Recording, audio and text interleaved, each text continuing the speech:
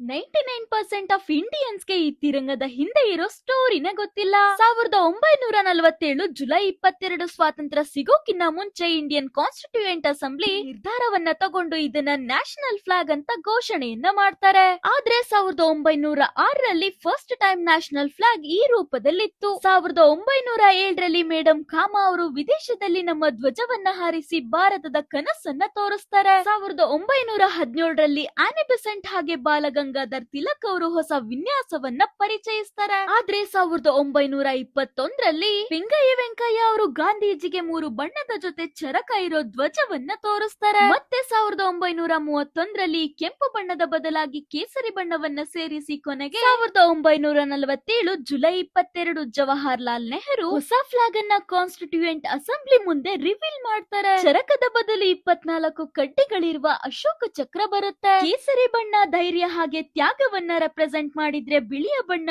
ಶಾಂತಿ ಹಾಗೆ ಸತ್ಯದ ಸಂಕೇತವಾಗಿ, ಹಸಿರು ಸಮೃದ್ಧಿ ಹಾಗೆ ಪ್ರಕೃತಿಯ ಸಂಕೇತವಾಗಿದೆ. ಮಧ್ಯ ಇರೋ ಅಶೋಕ ಚಕ್ರ ನ್ಯಾಯ ಹಾಗೆ ನಿರಂತರ ಪ್ರಗತಿಯ ಸಂಕೇತವಾಗಿದೆ.